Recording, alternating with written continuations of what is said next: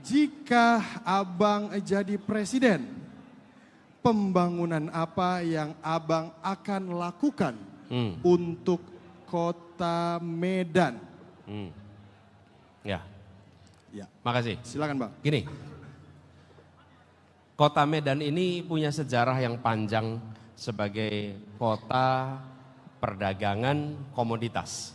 Di sini kegiatan perkebunan itu luar biasa di kawasan Sumatera Utara, kawasan Sumatera bagian utara, dan Medan adalah pintu gerbang untuk produk-produk komoditas itu disalurkan ke seluruh dunia.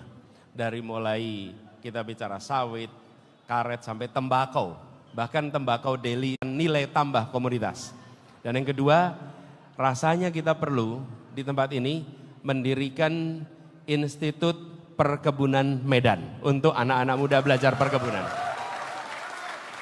Sehingga dengan institut itu tidak boleh kalah dengan Institut Teknologi Bandung, Institut Pertanian Bogor, tapi Institut Perkebunan Medan. Sehingga ilmu perkebunan itu langsung bisa ditumbuhkan di sini, langsung memberikan manfaat. Lalu yang tidak kalah penting, Kota Medan ini kota yang besar penduduknya, tetapi belum punya transportasi umum yang baik. Padahal sebuah kota dikatakan modern bila dia memiliki transportasi umum yang bisa menjangkau semuanya dengan harga terjangkau. Jadi kami ingin bangun transportasi umum seperti di Jakarta, dari mana saja ke mana saja, 90% wilayah Jakarta terjangkau dengan transportasi umum dan biayanya pergi dari mana saja ke mana saja cukup Rp10.000. Nah, itu kita lakukan di Jakarta. Jadi kami melihat itu penting ke depan dan harapannya penataan kota juga bisa seperti itu. Sebetulnya ini datang bersama saya ini ahli perkotaan.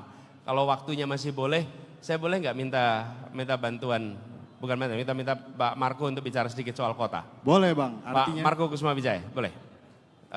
Pak Marco ini ahli kota. Didesak. Iya, bukan, ini penyelamat Pak. Mas Marco cerita sedikit soal kota Mas Marco.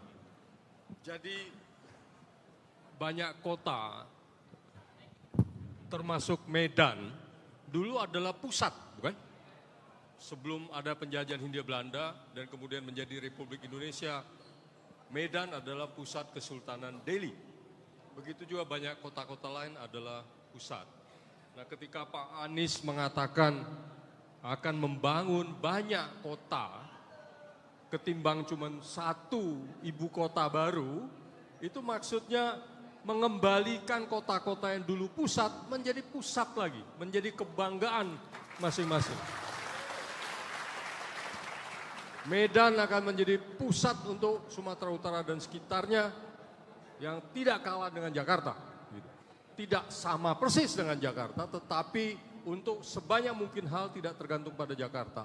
Jadi tadi Pak Anies sudah menggambarkan angkutan umum dan lain-lain, itu adalah cara supaya selain Medan juga yang lain-lain menjadi pusat lagi untuk daerahnya masing-masing.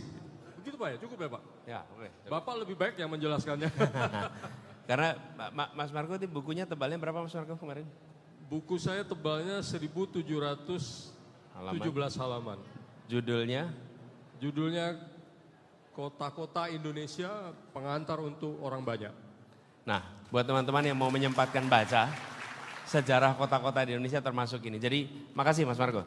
Jadi kami berpandangan dana yang besar itu daripada dipakai untuk membangun satu tempat, lebih baik dipakai untuk membangun kota-kota yang ada di seluruh Indonesia. Sehingga semua merasakan kemajuan. Gitu ya? Oke, sip. Oke, terima kasih Bang Anies dan juga Bang Marco. Ini artinya desak Bang Anies dan juga desak Bang Marco nampaknya ya.